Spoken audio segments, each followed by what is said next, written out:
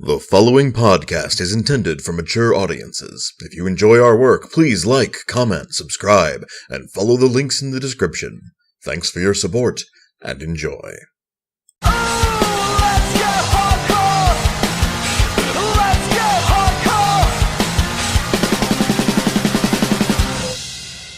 Greetings and salutations, listener. It is I, Eric J. Chucci, joined as always by my ex-wife, the boy. Hey, that's mean. The joke there, I'm going to explain, is because today we're talking about the Orville, and his second in command is his ex-wife. Yeah. But I couldn't remember, her actual name, her title on the show, nor her name, actually. None of them, really. I'd just call her Mockingbird. I didn't watch that trash, garbage, poop show. Well, it's your loss. Shit's really good and you suck, so... But we're not here to talk today about dingling bells in the background or shows that we disagree on. We're here to talk about a show that we do agree on, and I think kind of took both of us by surprise. Yeah, definitely. I'd heard rumblings of this being the case, but I am often skeptical about the opinions of the internet, so I was not planning on watching this. It happened to be on because you guys were watching it, and it's a very surprising television program.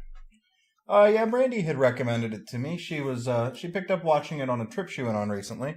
Oh, we're talking about the Orville, by the way. It probably says so in the title, but we should probably say that. I mentioned that at the top of the show. Oh, okay, good. Exactly 1 minute and 12 seconds ago. God, what if I'm actually right? What if my math was that good? Someone check and write in the comments if my math was that good, then like and subscribe. Yeah, The Orville. It's the Seth MacFarlane not Star Trek show, the one that's been plugged as being super laugh-out-loud comedy like you expect from Seth MacFarlane. And, to a certain extent it is plugged that way. The actual commercial is cut that way. Yes. But if you listen to, But if you caught Seth talking about the show, he's always been very open about the fact that's not what he did. No. He was trying to make Star Trek. He got, as he put it, he was tired of depressing Star Trek shows. He wanted an actual hopeful, happy, Star Trek The Next Generation sort of utopian Star Trek show again. And honestly, I wouldn't draw as many connections to TNG here. This reminds me, I guess, of a hybrid between that and Voyager, but good. It's good that you recognize and Voyager was I say bad. that as somebody who enjoyed Voyager in his youth, but... No, it's bad, dude. Yeah, no, I was... Janeway's the balls, but the show wasn't good. There were some episodes that were good, but it wasn't... I guess I caught those. Yeah. Tuvok, also great. But, I don't know. I didn't ever think this show was supposed to be a funny thing. I think it's because I caught the commercial and then also caught people telling me, no, don't listen to the commercial really early on before I had time to get an impression. And I didn't. I'd seen several advertisements for it, and I'd read a couple of, I guess, pre-reviews, whatever, the buzz articles about, this is a show coming out. And, I mean... The reviews are indicative of the problem I have in general with television, in that the reviews were violently cynical. Yeah, pretty negative, all told. Positive or negative, they were cynical. Critical reviews, I should say. Sure. Reviews from actual, television critics. Audiences, however, have been widely embracing the Orville in the same way we did. It feels more to me like Star Trek than anything since The Next Generation. Yeah, Deep Space Nine was a little more Babylon 5, and Voyager... Deep Space Nine was very much Babylon 5. Everything sucks, and everyone's duplicitous, and that's not what I wanted on my Star Trek show. Voyager was better in that way, but it was also bad. Yeah, it also Voyager was just bad Star Trek. Yeah. Voyager was much closer to, bad TOS, bad original series, I would say. Yeah. But, in any case...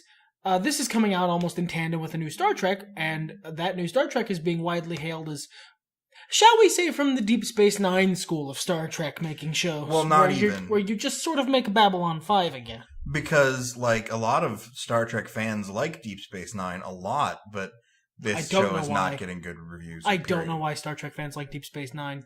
It's a pile of shit. Odo's the only good thing in it. I mean, there's Quark, and there's some cool parts. But yeah, I suppose, but Quark, that's a carryover. The other carryover characters, O'Brien, Quark, they're good. But, I'm mostly being memey. I haven't really watched enough of Deep Space Nine to form a full opinion. I didn't like what I watched, but we keep getting off track talking about Star Trek. I mean, it's kind of hard not to, given this discussion. Well, sure. It's a very similar show. It's essentially like Star Trek, but not sad. So, Star Trek, but hopeful again. Yeah. And that's not the only problem that has occurred since Voyager went off the air. Star Trek has taken a different turn violently. Like the one with the guy from Quantum Leap. I never watched that at all. I didn't see a single episode. I'd feel reluctant to give an opinion. I've seen a wealth of episode reviews, and even without the reviewers' input, I have eyes and ears. And, like, it was the Baywatch Nights of Star Trek. Oh, that's bad. Yeah, so not only was it bad, but it was 5 edgy, 6 me. And, like, super bonery all the time. And I've seen some of the ads for it, and the ads were awkward. And then this new one that's come out, it's just dismal. Like, yeah, I suppose it's a bit more. I haven't seen it, but from what I've heard, it's just dismal. And that's not what I want out of my Star Trek show. No. I, much like Seth MacFarlane, oddly enough, want Star Trek to be. I have enough shitty, dismal, unbearably oppressive looks at the future of the human race. I'd like a hopeful one. I'd like one that doesn't assume we're all entirely fucked forever. Yeah, I mean, I don't need a big song and dance and everything to be happy, you know. And to the point, in this show, that is not the case. Everything is not always happy, and it is. No, yeah, there's definitely down points. And I like that too, but you gotta strive for a kind of balance. Well, and I think hope is really what your key word is here. The characters involved, no matter what happens, good or ill or confusing, you know, they have hope for the future. Even more than like a good version of Voyager, it reminds me of like Mass Effect before the Reapers, where this is just society and some parts of it are weird and there's a lot of tension, sure, but people still do what they do to get by. They've got Joker, the wisecracking pilot, whose name I believe is Gordon. Who is, I mean, his whole shtick is that he's a really good ace pilot who is otherwise a complete dummy. And he's funny. He's a good and a ginger. Yeah. His legs work though. His legs do work. That's important. And there's a lot of really good characters, and I gotta say, I think my review of this show was gonna be positive, but a lot less positive than it ended up being until the third episode. Yeah. In Googling the show to see some of the cast members and names, for example, the one guy is not Brent Spiner. It's not? No. I was almost certain that was Brent Spiner. I was too, and then I looked at his name in the cast list and went, oh okay. Okay, guy who's really, like, doing a good Brent Spiner impression. Like, super good.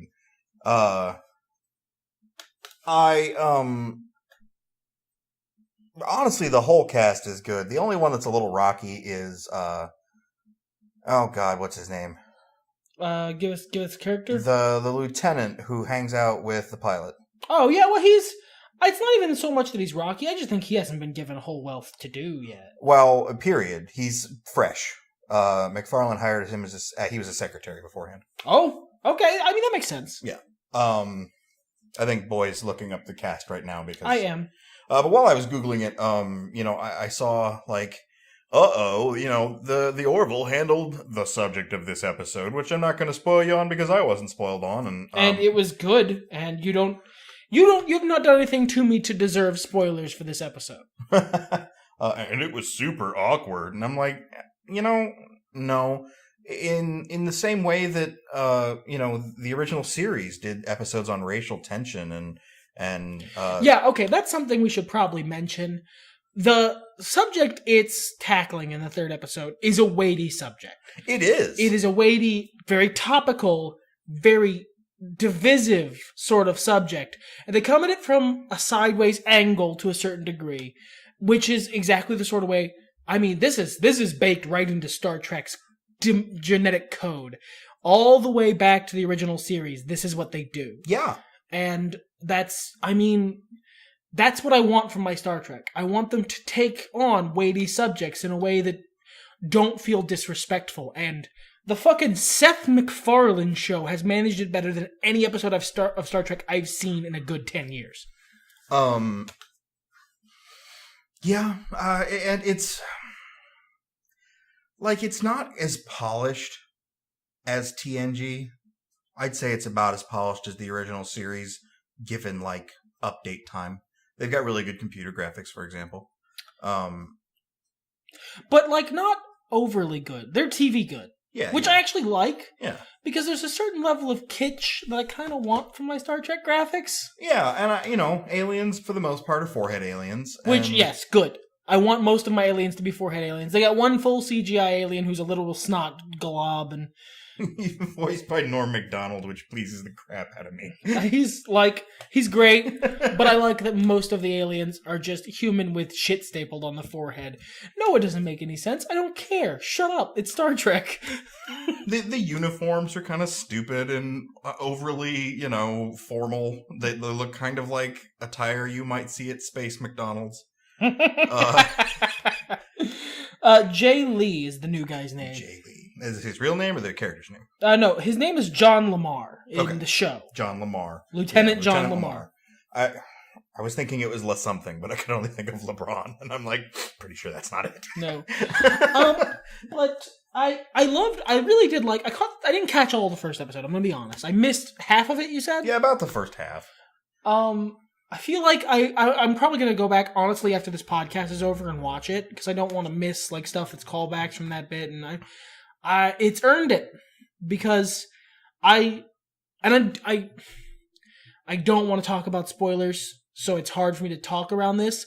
I really enjoyed the first episode, the bit that I watched, and the second episode was really fun. Yeah, it was good. Like, it was a fun, simple story, couple different items. They make a couple really good jokes, and they razz reality TV real hard at the end. That's kind of a spoiler, but it's okay. You'll still love it.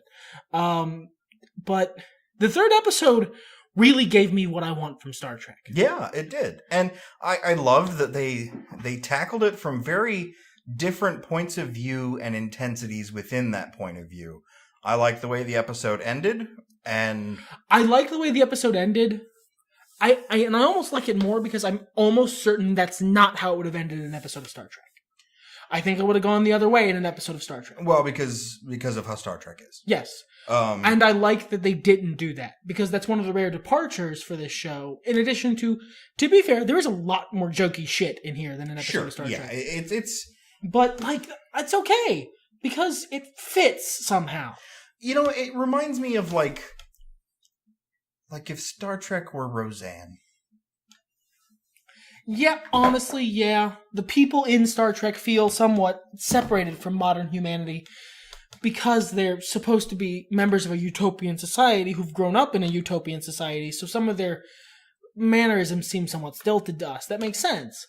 Whereas, despite the fact that they are from a utopian society, the people in the Orville feel much more real. Well, the people in the Orville specifically, a lot of them, especially the captain, are schlubs. And the pilot as well. They're just regular people, which, again, is what Seth MacFarlane said he wanted to do. He wanted regular guys in Star Trek. And it feels like exactly what it is. And they make jokes in the same way that regular people in awkward situations make jokes. One of my favorite things is between Gordon, is that the pilot's name? I believe so, I'll check. And Lamar is they talk to each other and have the concerns of real employees. Gordon Malloy, yes. Gordon Malloy and Lamar, James Lamar, you said? John Lamar. John Lamar, excuse me. This is a tiny So spoiler their name is Malloy and Lamar for their... Well, they call him more Gordon on the show more. Yeah. But one of the first things you hear from Lamar is he's getting like a brief interview from the captain, and Captain he's got all these questions for him, and he's telling him all this stuff, and then Lamar's like, "Yeah, I just got one question. Are we allowed to drink soda on the bridge? Because the last captain let us drink soda on the bridge." He's like, "Yeah, just keep it below the machines and don't get anything sticky." And he's like, "Cool." Yeah! Having worked at so many places, that is a legit question. It's just so unrelenting, and it's real people. It's real, everyday, fucking work-a-day Joes in a Star Trek universe. Look, the captain of this vessel is not the Picard class. He is not your ace, A1, A+ captain. He's not even, Kirk. No, he's not really like a dashing rogue or anything. Or like a wild card. He's just a fucking good captain. He's just a good guy. He's doing his best. And honestly, it's really refreshing. Sure, it's a really neat take. And it's a really refreshing change of outlook from a lot of the shit that's been going on in television recently, even in shows I actually really like Game of Thrones, or until a certain point, The Walking Dead, or Rick and Morty, to use another sci-fi show. It's not cynical. No, it isn't. That is so deeply refreshing to me. I mean, I worry it'll get there someday, because this is Seth MacFarlane we're talking about. Well, yeah, but, we'll have the seasons until then. Sure. And that's my biggest complaint with a lot of media. I find myself really detached, especially from comedy lately, because of the cynicism. Yeah, mainstream, comedy, special comedy. That too. Internet comedy has devolved into sheer Dadaism and postmodernism, and it's great. And absurdist shit, and that's my jam. Because there's a reason that I really gravitated towards stuff like Cartoon Planet and the Brack Show and the weird shit Adult Swim used to put out, is because I really like that weird, non sequitur humor. That's funny to me. Call me lol random if thou willst, but I will suffer those slings thou and willst. arrows. Later, though. Sure. Right. And this isn't that. It's a return to my roots of comedy, because I liked that when I was younger, sure, but I also liked like I said before, Roseanne and Frasier, and those weren't cynical shows. Frasier was a little arch. A little cynical sometimes. Sure, but that wasn't the theme of the show. Whereas with, or even non-comedy shows, The Next Generation, or Walker, Texas Ranger, or... They were sincere. Sincere, yes. It wasn't about, the conventions and traditional tropes where we're gonna turn them on their heads, the bad guys win. That I get out of everything, and is basically the mission statement of Rick and Morty. Fuck everything, the mission give up. statement of Rick and Morty is nothing matters, so have a good time. Yeah. It's that hopeful nihilism.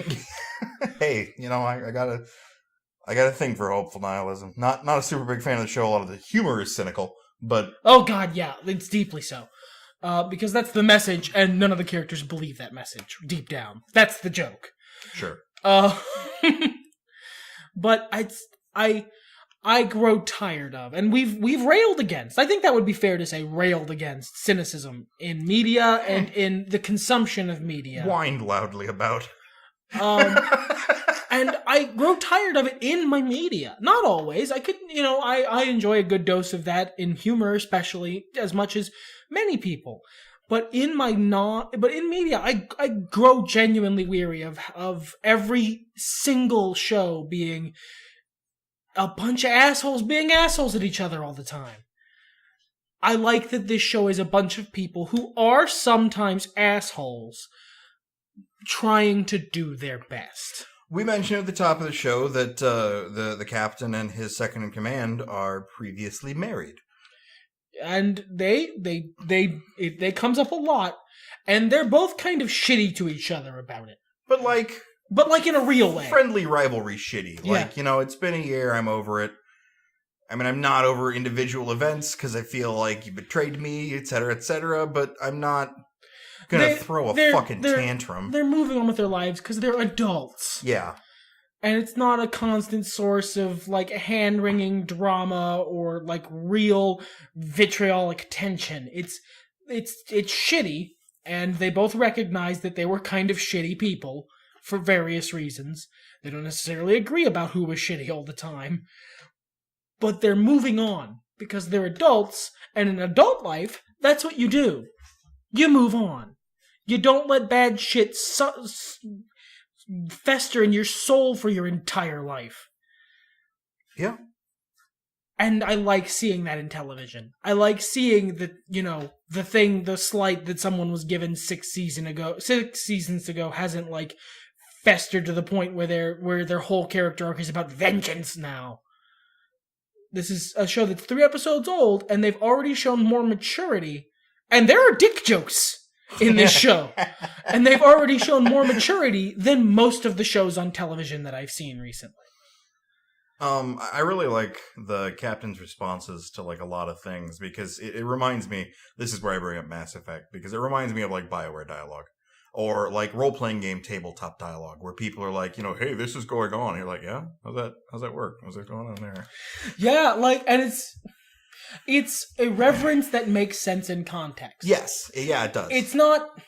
I actually enjoyed this show for a long time. Not so much anymore, but that's not because of the show that everyone railed against. It's because of the show it became. The Big Bang Theory has a lot of people in a room making jokes for an audience. Yeah. If you take the laugh track out of that show, it starts to become like a weird parody of itself. Well, there's no laugh track in this show. Right. This is people in a room making jokes for themselves or for their coworkers. Yeah, it's people in a room trying to get laughs from the people around them. Or just for themselves. Yeah, just to amuse themselves. And it's so much more how real people make jokes. Mm-hmm. Especially because they don't land all the time. No, they don't. And this show does have flaws. I feel like the music is one of them. It's good in some places. It's not it bad. Goes a little maudlin occasionally. Well, that you kind of want that. That's Star Trek. But yeah, I feel like the opening theme and a lot of their interstitials, like scene transition notes. To me, they're just not memorable. No, yeah, they need to be a little more punchy. Well, that'll come with time. I can hope, because I remember when I first heard the original series theme, I was like, "This is the theme for the original Star Trek." But by the time you're 5 seasons in, you're like, yeah! Yeah, running around the room singing along with it, making airplane arms. Don't act like you don't do that at home, Ultimo Dragon. I know you do. We all did it. There's no shame. Earlier today. But, like, that's one of those things that I feel like that music will become better as it becomes more a part of your experience of watching the show. Well, I'm hoping... And they also might just straight up improve it. Yeah, I was about to say, I'm hoping this gets a second season at least. God, I hope so. It would be such a travesty if it didn't. I think this looks like one of those situations where the critics hate it and the fans love it, so Fox will give them at least another season before they decide to... Fox it, yeah. Give me at least 2, guys. Come on. Give me one more than you gave me of Firefly. In that sense, I wouldn't be surprised if McFarlane just swooshed it over onto Hulu exclusively. Yeah, because he's Seth MacFarlane. He'll move it. He'll find a place for it.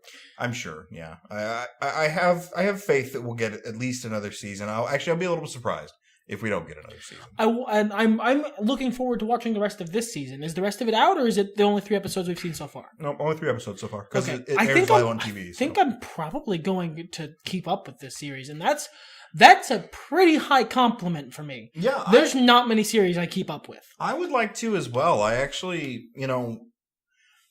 What's more common for me today is for somebody else to turn on a TV show or me to start watching a TV show, and then by like episode 3 go, oh, this isn't bad. It's a little Stockholm Syndrome-y, like, and I'm aware of that, so it makes me a little uncomfortable. Like, is this actually good, or am I just inundated to all of its crap so that I don't care anymore? But this captured me from about 5 minutes in. I was pretty interested. So, and that's high praise. I didn't quite get up off the computer chair and go watch it over on the other couch. Yeah, I've mentioned this on the podcast before. If I'm ever not watching a thing he's watching and I see him get up out of the computer chair and go sit on the couch to just watch it, I pretty much always stop what I'm doing to check in. Because that means it's really fucking good. Hold on, Mohammed has come down from the mountain. But I'm trying to think of other things to say about this that aren't spoilers, because I genuinely don't want to go too much into spoilers for what happens in the episode. It's because I want you to watch it. I want you to watch this partially so that it gets more seasons. Yeah. A couple more criticisms. It gets a little schmaltzy. The dialogue isn't the best. I like a little schmaltz, to be honest. I suppose that's just sort of a warning. You got. Yeah, it does get a little schmaltz. And how to put this? It's a little tropey in regards to how it tells its stories. Yes. To a certain extent. Yes. And I think that's fine. I think I kind of like that. I'm just not sure audiences in general will. Because it feels dated while not being dated. Because it's an homage, that makes sense. Sure. But there's a bit of a tonal anachronism, if you will, when they... That's a really good way of phrasing it. Thank you. I write books. You can purchase them in the links in the description.